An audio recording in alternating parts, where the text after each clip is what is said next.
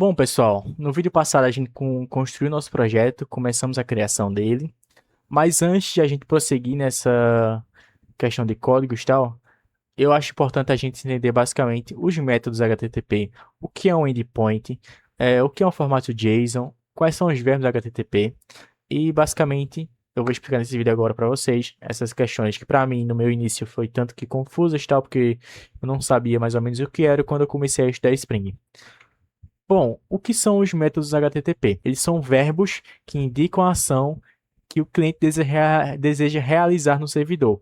Por exemplo, quando você entra no site e vai se cadastrar no site, você está ali passando seu usuário, seu nome, e-mail e senha e está ali se cadastrando, ou seja, está realizando uma ação, uma comunicação ali com aquele site para executar isso.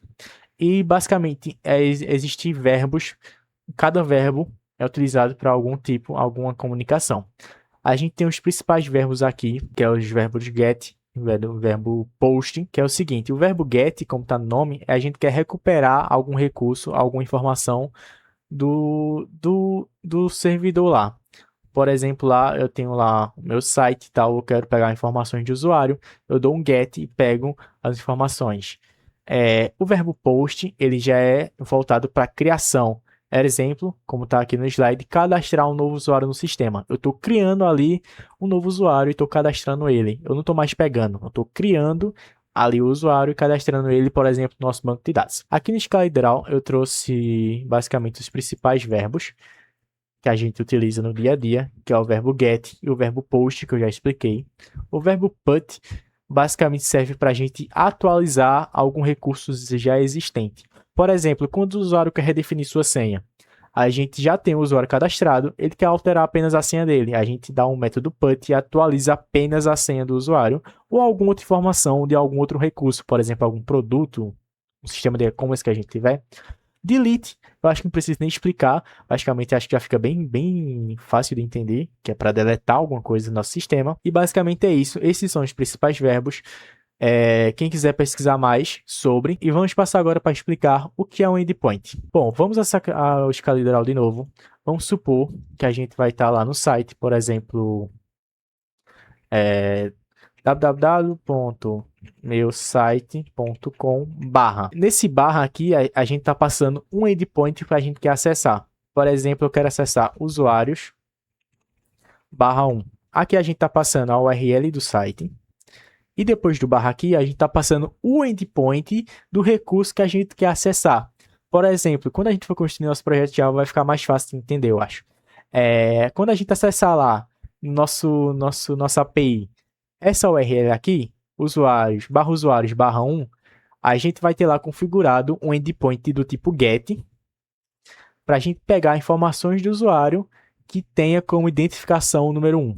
E é basicamente isso que é um endpoint. São essas camadas aqui da URL, chamada de URI, que a gente pode utilizar para acessar recursos no nosso servidor.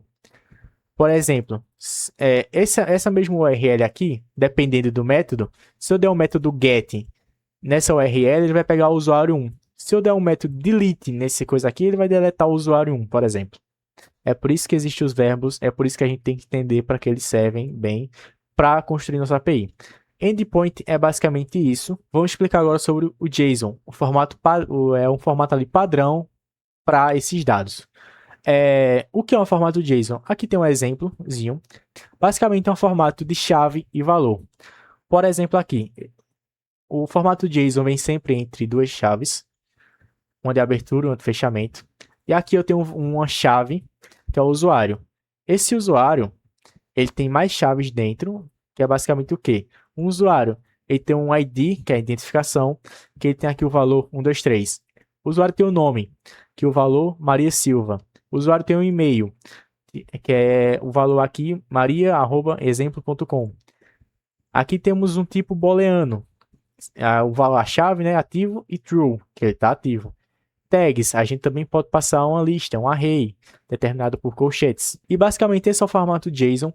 Esse formato aqui é onde a gente vai receber nossos pedidos, nossas requisições. E esse aqui vai ser basicamente o formato que a gente vai devolver. Mas o porquê ele é utilizado? Aqui, ó, ele é leve e eficiente. Esse formato aqui é muito leve e muito fácil de transportar pela internet.